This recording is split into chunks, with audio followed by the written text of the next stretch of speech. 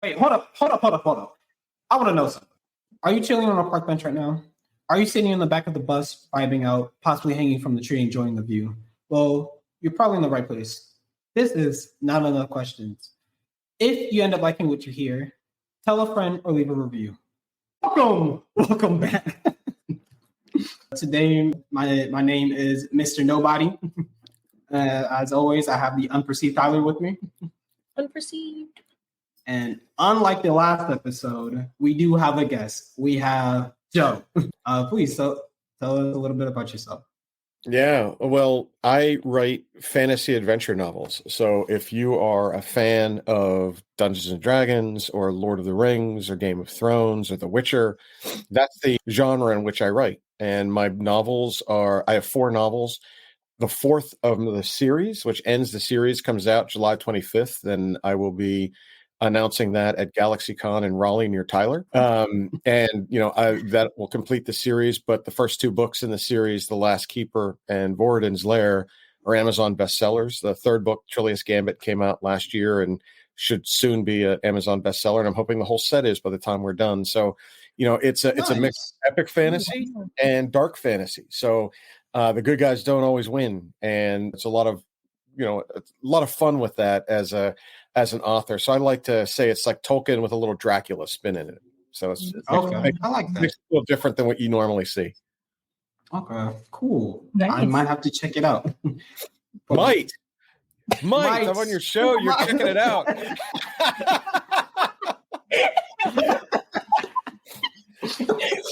Oh gosh.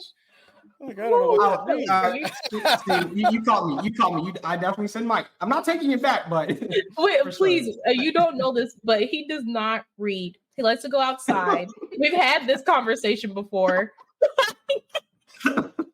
Wait, there's a solution to that. There's this thing called audiobooks.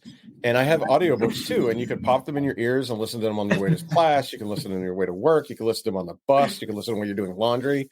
And it's cheating. You're not actually reading, but you're getting the whole thing read to you, oftentimes by a really cool voice like my voiceover actors. So if you're not a reader, you could be a listener and still, quote unquote, read my novels. So I'll hook you up afterwards. I'll send you them. I like it. See, I just need the free hookup. That's what I was waiting for. But of course. Audiobooks changing your life. But before we get into the main question, how was your last 7-ish days, Joe? They were really busy. I own several companies, and one of the companies I own is a magazine called Draft Nation that we cover all 4 professional sports drafts. So April was a blur. It was the NFL and all the scouting and prospects we did. And then this past month, we were preparing for the NBA and NHL draft at the end of June. And then I've got the MLB draft in the middle of July. Then ask me that question. Because it's like rinse and repeat. We start again in September with the college season. You start recruiting or you start prospecting in the scouting world. So, but I get a little bit of downtime from the middle of July through the first weekend through like Labor Day. So I'm going to take some of that time away. So it's been crazy, but a good crazy, a very busy crazy. Okay. Your life is just like different kinds of writing. Yeah, I have several companies, and each of them have some form of communication to them. So part of my day job is grant writing. People hire me to help them write grants for a plethora of reasons, things that they're seeking. Whether it's parks for their municipality, which I just did one of those this week, or it's a DoD grant to help with the research and development of a new technology that'll help for the warfighter. I also own a company that's it's called Altered Reality, alteredrealitymag.com. It's an online e-magazine that focuses on speculative fiction and speculative poetry. So you'll find a lot of sci-fi and fantasy and dystopian and gothic and, cryptids and monsters and stuff like that there. And then, of course, my sports magazine, which is my day job. And then I write, my side hustle is I write fantasy adventure novels on the side. Wow. I mean, Pays the bills. Yeah. We need it though. I do not like writing. Like anybody who does writing extensively, I'm like, wow, kudos, because I'm like it was so far. But I did grant writing for a little bit. Well, I was adjacent to grant writing for a little bit, and I did not enjoy it. So I'm afraid to ask what adjacent to grant writing means. Like, I was on a team and they did grant writing, but I did very little grant. I was only on that team for a very short amount of time. And I did like one section of grant writing, and it was like, all right, I think I'm fine. Don't think this is for me. Yeah, it's not for everybody. Yeah, no, writing is definitely not for me. Not for me. Very specific. I think faster than I can write and type, so it comes up a mess. And Tyler is my witness. Has seen my writing. I do. I edit writing. I don't. If I see a blank page, it's probably not for me. So what about you? Well, that's okay. Yeah, your last 7-ish days. Yeah, 7-ish days. It was good. I think it was pretty good, actually, because over the weekend, I was supposed to go to Charlotte to visit one of my high school friends, and I don't know, like it was just like not working out. I was trying to get like all kinds of train tickets, and like my credit card's now doing this thing where it like approves or like asks me if I want to approve things if it goes through, which it did not do before. I did not set that up. It just randomly started doing that specifically for that train ticket. And I didn't notice it in time, so I don't think that it went through, even though I hit accept. It like I didn't accept it in the right frame of time, so I had no tickets. Then I had to wait until I got paid, but this check was rip check, so that just the whole plan was like kaput. But it turned out pretty good because I guess I just needed to rest this weekend. It's been chaotic last 2 weeks for me at work just because I have a project that I'm leading and we're kind of like in the process of now we have to get it approved by the board. So I'm going through that and it's all new because I just started this job in December for Joe's knowledge, background information on it. But this is the first project they had me doing. And I'm like, I have no idea what's going on. They have all these templates that we got from like a consultant that we're trying to use now that we've never used before. So it's been a little chaotic at work, but not the worst. But yeah, that's why this weekend really helped just kind of have a peaceful time where I'm at home. But I went out and did a little bit here and there, and I got to try a new vegan food truck, so I was really excited about that. Ooh, vegan, not for me. Yeah, I love. Listen, I'm for it. I am lactose intolerant. I'm here to tell you that I'm going to go ahead and try all these vegan things, and I will tell you if it's bad or not. Not all vegan food is made the same. I just said it's not for me only because I'm like I like to eat meat like that. That just I'm with you, my friend. I'm a carnivore. Oh my gosh. No, I can't. I don't even eat Tastes good. It does. So I don't eat nearly as much pork. There we go. I don't eat pork. Yeah, but I still can. But Tyler, you were saying something though? I was gonna say I don't eat pork or beef like that. Well, beef I really don't eat, but pork I'll eat chorizo all day. That's just I can't get away from it. It's really good. So I'm fine with what I've chosen. Oh my gosh. Cool. All right, your turn, Mr. Nobody. My last 7-ish days, kind of like Joe, it's kind of been a blur. A lot has happened. My uncle was in town. Well, actually, 2 of my uncles on my mom's side were in town. And I got to see their children that I haven't seen in like 10 years. So yeah, it's been a long time. Got to see them. Great. Well, this didn't happen in the exact 7 days, but I did. I was on another podcast not too long ago, Rambling Weeds. Oh my gosh, had a great time. I'm laughing because I am also a part of that. I'm in numerous podcasts. Tyler doesn't want to admit it, but she is. I am. Should I ask what that? I mean, the title of it seems like it could have double meanings. Yeah, because we wamble about weeby topics. So we talk about anime. Oh, that's nerdy. I'm down with that. Yeah. So we have some interlap here, or overlap. No. Overlap. Interlining? I don't know. We don't. It's all connected. It's all connected. Intertwining. There we go. I like that one. I like that Says one. the author. Yeah, right. Right. This is the right day to have an author because I'm getting so tongue-tied today. What else have I done? I know there was something else, somewhat kind of important. Well, I know work-wise at least, I'm almost the cause for why $20,000 just kind of goes up in smoke. Almost the reason. There was an assignment that was due. I did my part in everything. I turned it in weeks ago, and last week someone gave me a notification like, "Oh yeah, by the way, we had to reject this, so because it has to go through a different process." I'm like, "Oh," and it's due this upcoming. It's due Friday. It's due tomorrow. So yeah, it's not gonna. But luckily, I think my supervisors worked something out to where we're scrapping that idea and doing something else to use that same amount of money. From my understanding, I've kind of been left in the dark, so I'm just gonna do what I can. Yeah, that's what I'm gonna do. Do what I can. That's all you really can do, though. You know, that's what's keeping me from going from a panic. It's like I'm doing what I can. But it's a day by day thing. Every day is day by day for me. But with that all said, nothing else you guys want to talk about with your last 7-ish days? Yeah, I think I've 7 dated out. All right, cool. On to the main question. This is a question that we kind of all came up together. We were also supposed to dress up for it, but I don't think anyone followed that. To maybe me a little bit, but I blew it. It's on me. I totally. The vibes are all ruined. It's fine though.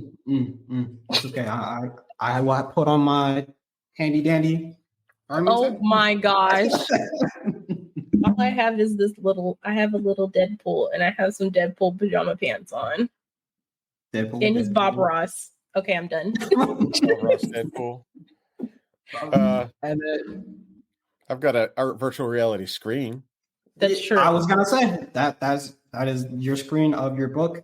So I think it all counts. We all, made quarter. So show and tell was a little lackluster, but we'll get it right next time. We'll say it's C+, C-. One of the three of us did something, and it wasn't me. But Joe, do you remember the question? Yeah, you want to know what the nerdiest thing I've ever done was? Yes. Yeah. So here goes. I am a nerd to begin with. To write fantasy adventure novels, you're basically a nerd. And I play Dungeons and Dragons. I do nerdy things. And when you think you're a nerd and you show up at a Comic-Con or a GalaxyCon or a DragonCon, then you get to see what real nerds are. And I got nerded. I was out nerded walking in the door. Right. Like I was like, I'll make this work. I'm totally fine. And, I would say that a good portion, maybe 30 or 35% of the attendees there all come in cosplay.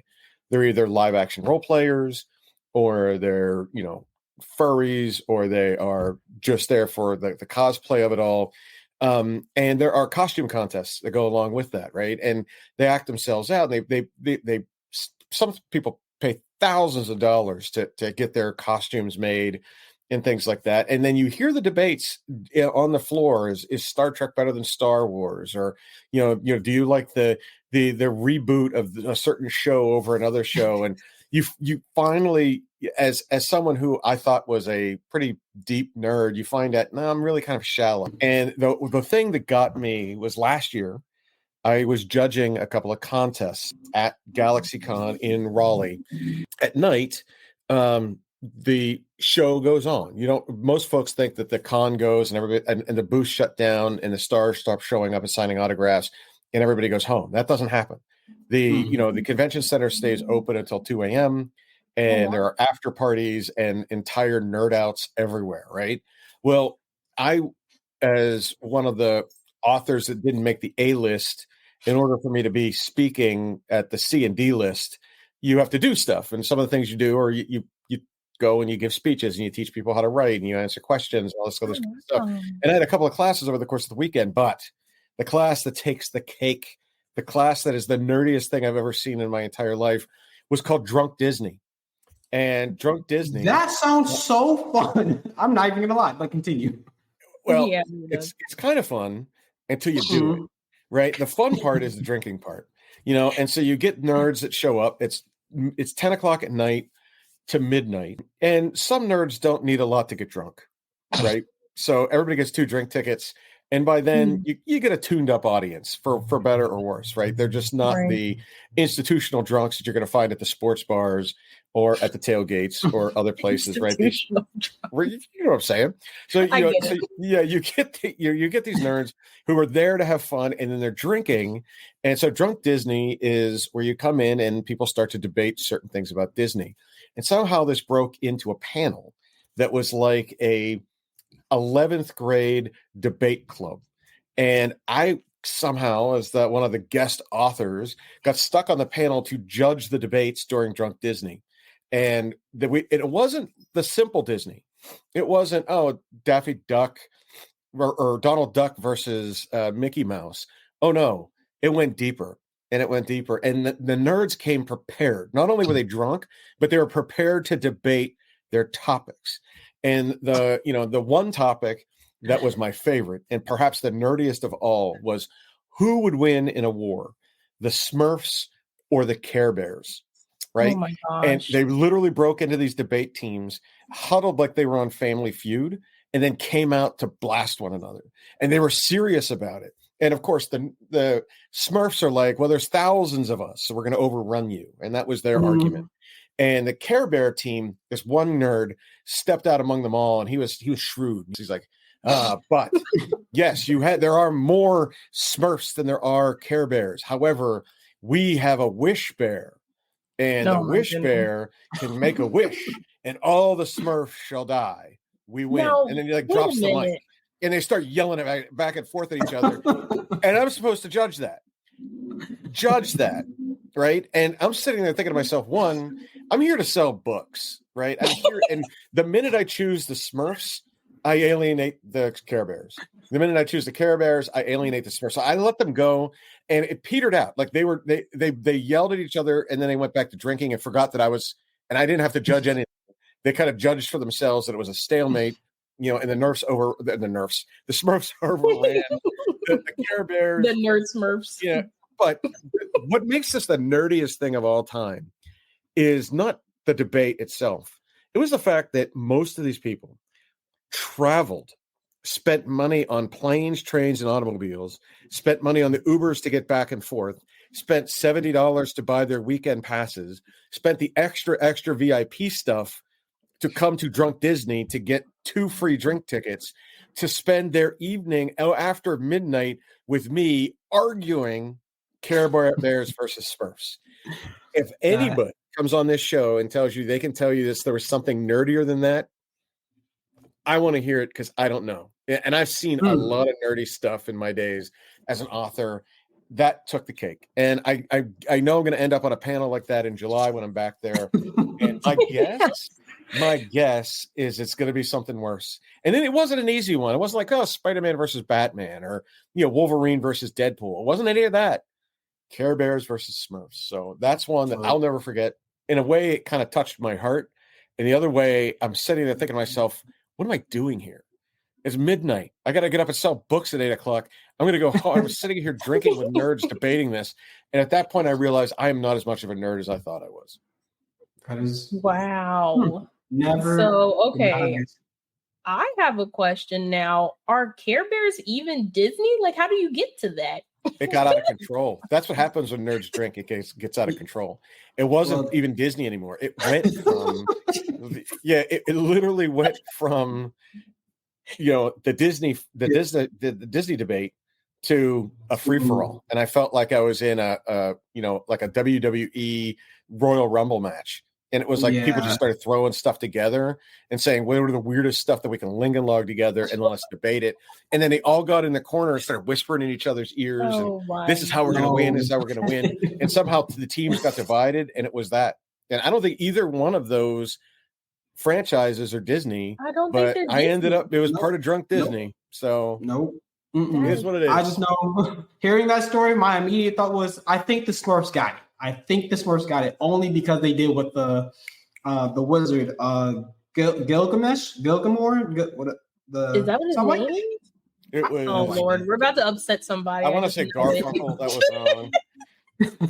Gilgamesh was he's an Indian giant that would beat people with it. So it's not Gilgamesh, but it's something like that. And he had a cat that I can't remember either. Yeah, but you see what I mean? I'm not nearly as nerdy. Yeah, no, I don't know, but I'm like, they deal with magic all the time. They shouldn't be able to take on a Care Bear cycle. I don't know. I feel like they would all just hang out. Like I'm trying to figure out why would they even be fighting each other instead of like, I don't know, getting along, just sharing questions you shouldn't ask, Tyler. Never ask that question ever again in public, especially at a drunk Disney event in Raleigh. They'll come find you. Gosh. They will. Oh, yes, they will. They will hunt you down. My goodness. I'll even give you a free ticket. You can come and listen. You can sit in the back and you'll see. And I'll be sitting up front. And when they're fighting, I'll be like, I told you. I told you. I need to be there for scientific research. Clearly, for posterity's sake, right? You've got to be there. Exactly. I'm here for the alcohol. If you guys can out nerd that, I'm listening. I'm all ears. I'm unclear on if I will do that. I have my story though. Wait a minute. You have a Bob Ross Deadpool sitting on your desk. So you're not far afield. Don't think you're above the fray here. Now, hold on, friend. Just for the record, I'm not saying. I'm just saying. There's a Bob Ross Deadpool on your desk in pajamas. There are other Deadpools also, but I'm not going to show them just because there's a big box of them. Anyways, but my nerdiest thing is not that. So one time when I was in undergrad, we were outside of our cafeteria and this guy was like on a post. Like, I don't know how to describe it, but like, it was kind of like just a little column, like little small column. It was barely far off the ground, but he's kind of sitting on it. Like how you would imagine like Spider-Man perched on a, like on a ledge. Like that's how he's sitting on it. And so I'm like like the Spider-Man pose, like the arm out and everything. It wasn't the arm out. Like he had his, like, I don't know how, I can't remember. I think his hands were on his knees and then he was crouched and it was just on like the balls of his feet. So you could tell that this man was nerdy, but I couldn't figure out why he was doing that until he literally shoots off this post and runs up the side of the wall and then scurries off into the distance. And I promise y'all, this is not a joke. That literally happened. The broad daylight and all the rest, like me and other people around us are like, did you see that? I also watched that. And it was kind of like cool, but also why? Like, why are we doing this? What was the point? Did you say he scurried up the wall like a cartoon? He like ran, like I'm telling you, he blasted himself off basically, like shot off his legs on like towards this wall, like ran up the side of the wall and then just left. So I personally think what it was is that he was planning that for like most of the day. He was trying to figure out how to like get himself enough momentum to go up the wall and like live out in like a dream or something. It really had to be that. And it wasn't a parkour guy? I don't know. I've never seen that man. I've never seen him jump off of anything. I genuinely think he was like trying to, I don't know. Like, I really don't know to this day. That's not the strangest interaction I've had on that campus, but it was up there. But I counted as nerdy because of the stance before it happened. Yeah. That's how I knew. It doesn't beat Smurfs for V. Oh, by the way, it's Gargamel is the name of the villain, and Azrael was his cat, just for the record. Oh, yeah. Cool. So get your nerd villain straight. Look, I just know I was close, and this is a game of close for me. So Gilgamesh was pretty close. It's better than like Garfunkel. Oh my gosh, that's pretty close. Something like that. What the hell? That's close for him in general, though. Like he's really bad with pop culture references, so I'm glad that he got that close. Oh, that is right. You see, you forgot because you did so good that time. He's like shocking himself right here. Yeah. Back to your story about the guy jumping on the wall. There is a villain known as Spring Heel Jack that was around the time of like Victorian London, like Jack the Ripper London time, late 1800s. That was known. He was called Spring Heel because he was able to jump over walls and buildings and escape the police. And he was a burglar or whatever he was. And so, it just so happened to be he became his own little urban legend, and that's the closest thing. Whenever I think of things like you just described, I think of Spring Heel Jack. Oh wow! Is that where we get the nursery rhyme? Jack jumped over the candlestick. Is that where that comes from? I don't know. You'll have to Google that one. Hit the Google machine. But yes, look for Spring Heel Jack. It's an interesting story, nonetheless. Spring Heel Jack. But as of right now, I'm gonna make those two things connected like that. Yeah, he was so famous that they made a nursery rhyme out of it. Yeah, it makes sense. I'm gonna coin it right here. Even if don't tell us we're wrong, listeners. We're right. But this thing's so far off the rails, it's ridiculous, but that's okay. Yes. I got two nerdy things that I've witnessed, and it is far below Joe's story, like far below. Joe's blowing us out of the water here. But when I get to that con, I think I'll have more like really good stories. Yeah, I think I'm going to seek out the nerdiest of people and see what they do. No, yes. But the first one that came to my mind is my brother, right? And before I say this, it's not he's really Mr. Somebody. that. You're Mr. Nobody. He's Mr. Somebody. Ooh. See, that's his name now. You have an author on. I'm good with words. I'm nobody. I will be somebody, and then anybody. Those are my two other brothers, right? But I consider this the nerdiest thing that I've seen is because when he was like 9, no, how old was he now? Yeah, 9, 10, 11, somewhere in that range. He would make his own games, and me being the athletic one out of my brothers, and my other brother being the musical one, he was just the digital one. So I'm like that doesn't really count, really, but in comparison to what I've done, I guess that's like the nerdiest thing that I know. But I'm like, I think it's really cool how he's not even 13 making his own games. And then the other one that I can think of off the top of my head, again, so far below your level of from your nerddom, geekhood. Yes, but it's just I also have some friends who love D&D. Not to the point where they dressed up, to my knowledge, but they really like it, and that's just to me the nerdiest thing that I'm like. I was never one for D&D, but I have played it a couple of times, and it was not what I thought it was. I thought I can kind of make my own rules with my character and everything. They was like, no, that's not how this works. I'm like, oh, sadness. I remember the first time I saw like a character sheet, because don't they start like it starts off with like a character sheet, right? And you like fill it out. And I was like, what? It's like this, first of all, is blowing my imagination, because I would have never thought that you start a game off by basically customizing the person, but like on a sheet instead of in a game, like on the screen. So that kind of threw me off. So I was like, interesting. And I was like, I feel like this almost feels like a homework assignment. So I'll come back to this. And then I never came back. Well, to your point, that's what happens. So before there were video games where you can create your avatar on the screen, you had to create your avatar on a piece of paper, and so the character you made, you rolled their scores on dice that they made, and then you picked skills that they have, and you bought armor and weapons from the games, the amount of money that your character starts with, and each class has a different amount of money, to spend, and then you would build a character around that. Nowadays, you go on and you create your Madden team, or you create your avatar for Fortnite or whatever you want to do. It's just the digital version of it. So it's not much different. It was just the analog version, the old guy version of it.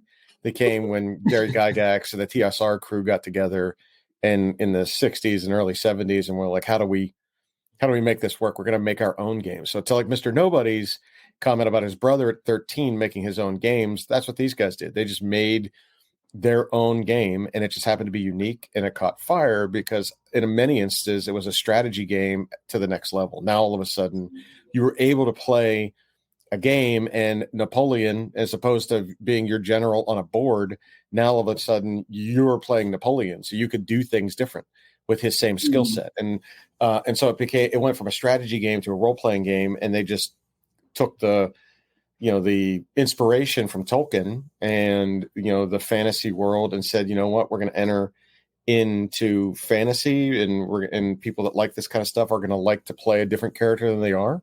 And it gives them a chance for a little bit of escapism. And that's where that came from. So yes, the character sheets these days are digital, but you can also do the old school analog, and you don't have to even have dice anymore. They have dice roll generators, and you could play on a screen that controls all that. So you can see, like, the DM, the dungeon master, the person who's controlling the campaign, gets a chance to see everybody's character sheet at the same time. And they can also put, figurines on a virtual board, like a chessboard, showing you where the monsters are, and you could place and move your characters around there too, so everyone sees where you are spatially, as opposed to old school having to do it on a piece of graph paper, or explaining it to someone and hoping that they understand where they are. And I really do appreciate the visual aspect of D&D, because I have played on my laptop with friends all throughout in different locations, and I definitely appreciate the visual aspect, because I'm like, and that's where I was like, oh, I want to jump off this wall, do a kickflip, and kick him in the face. He's like, no, no, don't do that. And then the closest I've even gotten, because I've not played D&D, the closest I got was that character sheet. Plus, I played Risk, which is probably not fully the same. For the listening audience, Joe is just shaking his head in disappointment. Yeah, Risk is nothing like D&D. Oh my goodness! Never mind. I thought it was cool. No. All right. So Risk is a board game, and D&D is a tabletop role-playing game, meaning that you're supposed to play it on your tabletop, and you can have maps and things like that, kind of like Risk. But in Risk, it's just a piece on the board. It's a chit. And there's no. You're not role-playing it. You're playing a country, or you're playing a team. And so maybe you used the term adjacent before. You were grant writing adjacent. Risk is D&D adjacent. It's adjacent. Yeah.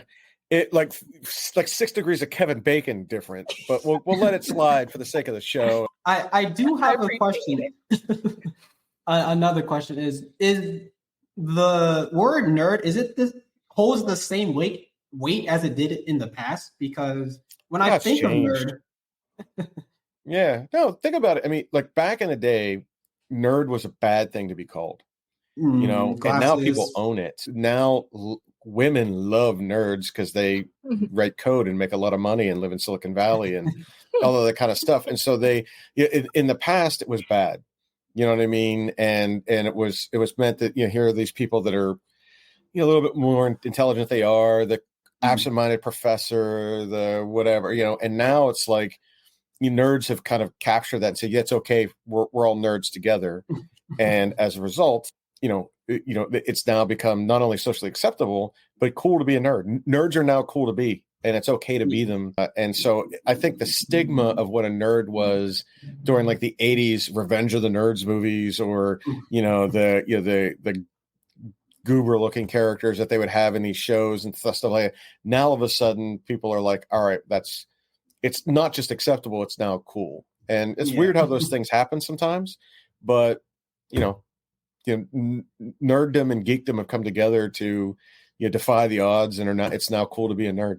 I will say, and I kind of almost want to add this, I feel like nerd used to be very much like something that was always associated with like guys, but I mean, women have always been like have nerds and been nerdy and stuff too. I just think it's kind of funny because, like, from my perspective, I'm a little goofy, and so I think it came off like what people would think of as like nerdy. So I've even been in situations where like people, like, there will be guys who wouldn't talk to me because they're like, oh, you're pop, like they're like have the popular thing. So like being a nerd wasn't cool, or being like geeky or whatever. And so it was just like, I'm not going to hang out with that person. Like you just kind of get shoved in the corner, and you're just like, all right, this is my corner with my other friend. Yeah, we'll call her when we need our math problem solved, right? Yeah. Pretty much. Yeah, no, I mean, look, it's okay. I mean, Bill Gates, nerd, Elon Musk, nerd, the Facebook people, all nerds. I mean, and now they're conquering the world, right? And it's okay. You know, they might not be able to lift a barbell or run fast or any of the stuff that, you know, women might find appealing. But last time I checked, you know, nerds can be both men and women.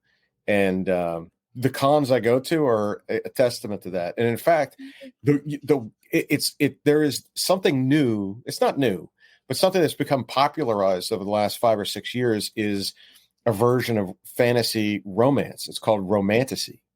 You know, where women aren't reading just romance novels with Fabio on the front cover anymore. They're reading romance novels that are based in fantasy. So their favorite anime guys come to life, and their version of them or others as part of that. And it's strange to think that that's a thing, but yeah, I mean, if you're a nerd and you like romance and fantasy, just put them together. And you know, the last booth I was in with one of the groups I work with at these cons, the pop-up book shop, I would say 6 of the women that I am in the booth with, you know, 6 of them had written fantasy romance, and it's super popular. They sell like hotcakes, and they love it. And it's just nerd romance, you know, just on steroids, and it's a lot of fun for them. And hey, it's not for me, but hey, well, read my stuff.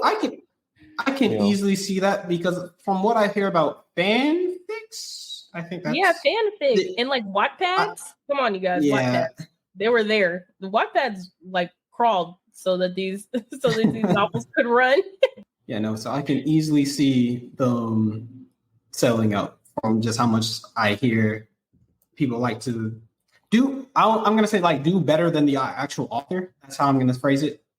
Because the first one that comes to mind is Harry Potter. Actually, like I hear a lot of like fanfics about that. Is like how these like this show have been done differently. Well, fan fiction and fan art and everything, it's its own thing, right? And it's hard to do that. Like I have people that have done fan art for me, or they've done I put it on my website because I think it's super cool, right? And these folks deserve that. And it's humbling when someone, like, I'll be there and they'll pay money to come to a show and want to buy a book and meet me to show me something that on their own time they developed based on my writing, right? And they'll show me the characters, and this is what I think Sir Ritter looks like, and this is what I think Princess Adeline looks like, and this is what I think the villain Great Taurus the Mad looks like. And you're like, wow, they're like sketch artists, like police sketch artists. It's really that good sometimes, and they've spent their time and treasure coming to see me, you know, to share that with me. So I always try to honor them by putting it on the website and doing stuff on social media and pumping them up, because that's flattering. It really truly is.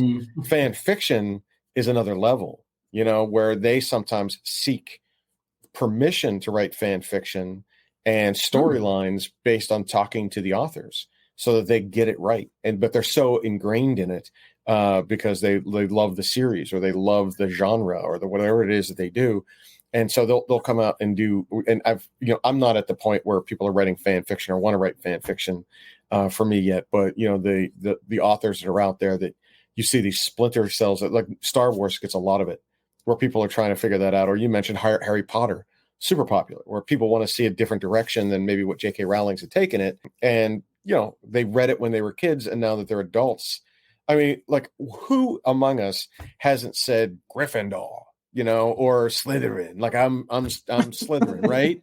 Right. You know, so like, of course, because we grew up and, you know, we had a sorting hat on, and, you know, what house were you part of? What, you know, and so Gryffindor was the popular one, and Slytherin was the bad kids, and Ravenclaw and Hufflepuff, and but everybody's done that, and so of course some of them emulate and want to be that, and so it doesn't surprise me. And frankly, if I were an author, I'd be honored to have people wanting to write different parts of the story, or wanting to write a backstory about a character, because they fell in love with that, or they loved to hate that character and they wanted to find out what happened and stuff. Like I get a lot of that at the shows. It's like, please don't kill this character, or why did this character do this, and stuff like that too. And I think those things are, when someone's asking you those questions, they're really invested in your world, and that makes you feel really good as an author. No, I'm not a drawer either. I promise you that I'm not a drawer, but I will say it. Oh my God! You see Mr. Nobody having like stick figures, sending them to me afterwards. Yeah. Hey, I listened to your books. I didn't read them, and I'll have to put that on the site too. Oh my gosh! Yeah, I believe in you and your stick figure art. Thank you. Give me a sticky pad, and I can make it move. I'm not sure I know what that means, but okay. Are you talking about when you make like little book things and you kind of like flip it and then it kind of moves? Oh, I can. Exactly. Like from Post-it notes? Yeah, like if you put different drawings on each of the Post-its and then you kind of like flip through them and then it almost looks like it's like an animation happening. Like old school cartoons. Yeah. You know, I feel like sometimes when you're just, your mind is just creative, it just doesn't matter where it happens. It's just like you're going to find some sort of like way to convey or do whatever you want to create. And it's not even going to like matter where it is. You're just going to create it. And like, you know, we're all amazed, but I feel like almost like if you have something where you use it all the time, you know exactly how it works, whatever, I think it's like medium that you want to use. It's like, it doesn't matter, just create. So I always think that's very cool. Yeah, I see that a lot in my community where they don't have to be an author to help you out. As long as someone's creative and you ask them, do you like this about my books? Do you like this about the plot? Do you like this about the character? Oftentimes just being around other creative people, they'll give you ideas you would have never thought of because they think like you, you know, and therefore, you know, they throw concepts out and there's stickiness to them. They're like, oh, I got to use that in my next novel, or I got to use that in my, you know, whatever, as the next piece, because it's good stuff. So see, you are an artist after all. But I do have another question that pops in my mind. Out of all the nerdy things that you can think of, what is one nerdy thing that you either wanted to try but haven't because it was like too nerdy, or something that you was like, I'm going to try this one day? If you can think of anything. How about one where I thought I did it and will never do it again? Does that count? That counts. All right. So it was before, you know, live action role playing was a popular thing. And there's a group called the Society for Creative Anachronisms, or SCA. And the SCA were a bunch of cosplayers that would get together and literally learn how to fight with rattan swords so they didn't hurt anybody and kill anyone. But they would make these swords and armor and shields, and then they would go to battle with one another, and they created rules around their engagements. And they would have a war every year not far from me in Pittsburgh, and it was called the Penzic Wars because it was in Pennsylvania. And there were 7 different basically baronies around the world, and they would all come to this Penzic War in the summer. And, you know, when they were there, it was always August. It was always way too hot and there was zero cover. But they would come and they would just nerd out for a weekend and stay there and bathe in the lake and fight literally hand to hand. And sometimes it was a battle for a bridge. Other times it was a battle in the woods. And then it would end with something called the Penzic War. And everybody would get together and fight, and they would have judges. And if you were hit in a certain way, it would kill you and you'd have to play dead until they stopped everything to move all the bodies off the ground so people weren't standing on you like in real life. So you didn't get hurt. But they did it every single year. And I got talked into going to it by one of my friends when we were, you know, still in high school. And I shouldn't say high school. We were maybe first year freshman in school. And I was like, you know what, I'll give it a run. And it was way too nerdy. Like, it was like people were over the top. Like, I walked in and like, I'll never forget, like, we're walking through and they have all these merchants, like people that are literally making armor and swords and, you know, the costumes that would make incense. And there was all sorts of illegal and illicit drugs and ridiculous, like people were making mead that was way too powerful. And, you know, we went into this one party and there was a guy and a girl, and to get in, you had to kiss one. and stuff like that. And they have these campfires, and everybody get high and drunk. And I had a friend who got high and drunk in the wrong thing, and they didn't like him, so they tied him to a tree overnight. And it was just by day 2, you smell, you're all sweaty, and there's a king and a queen.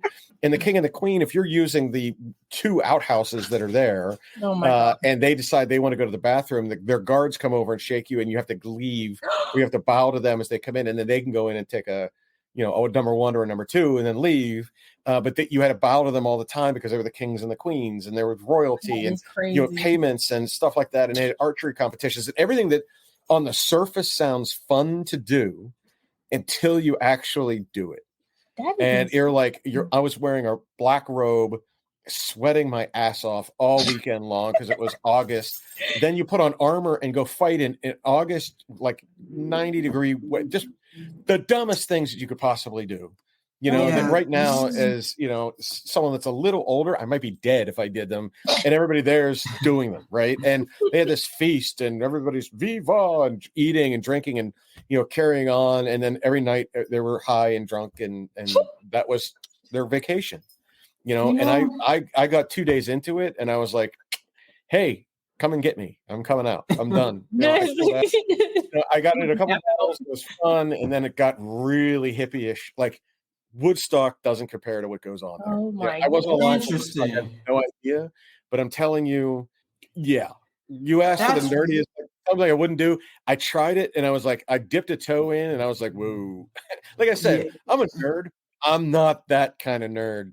So I tried my best, and I respect those people. They're good people. A lot of them read my stuff. You know what I mean? So without them, I wouldn't have fans. So don't be upset, USCA guys. I know you're right here. We're good. I just tried it, and it ain't for me. Oh, wow. I find that funny. You said that was the one. That's the thing that you said, because that was going to be my thing that I wanted to try. But hearing it, I'm like, I'll stick to Comic-Con. I will do like a really big dress up. I don't know what character I would be, but I think that's you just convinced me to not do that. I'm not saying don't. It's just not for me. It could be very much for you. You might go there and love it and have a great time and ascend to be the king one day. You know what I mean? And you could absolutely do it, and you can beat the crap out of someone with a rattan sword. You could do archery where the ball, they have tennis balls on the end, and I'm telling you, it's fun to watch, and it was fun to experience. But I realized that I'm a first level nerd, not a grandmaster. Maybe do it in the winter though, so it's not as cold or not. Well, people take vacations in the summer. No, in all honesty, it's a really cool place. It's called Cooper's Lake, and you can go there and you just crash, and then you park your cars way out where no one can see them, and you pretend it's 17, or no, you pretend it's like 12:36.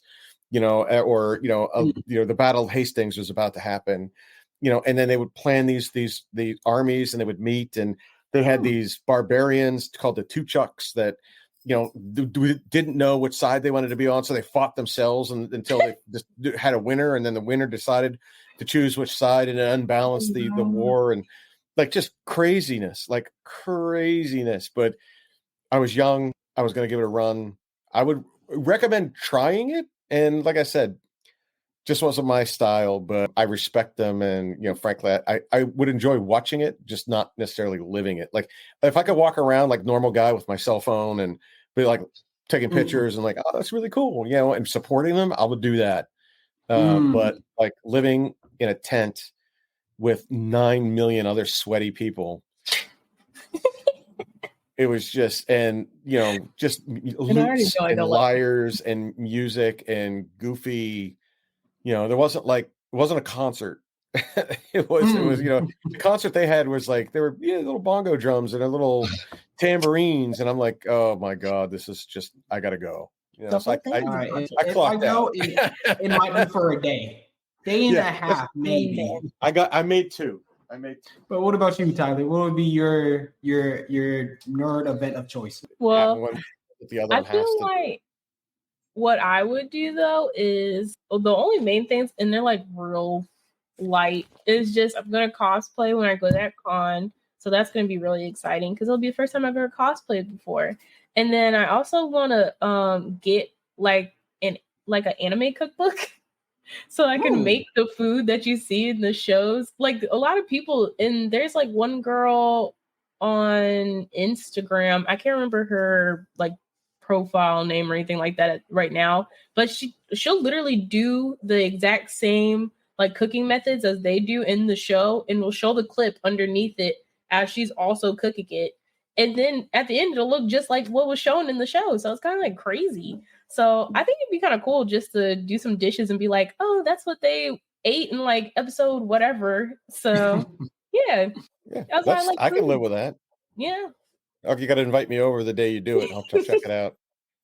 We'll plan it out and like pick what episode we want to get the meal from. It'll work out. Sounds cool. Yeah. Look out for our Instagram where I'll post up my food and be like, what episode? What do y'all think this is from? Something, Joey, that we've also mentioned before. My sense of smell is terrible. So because of that, it's hard for me to taste things. So I just eat anything.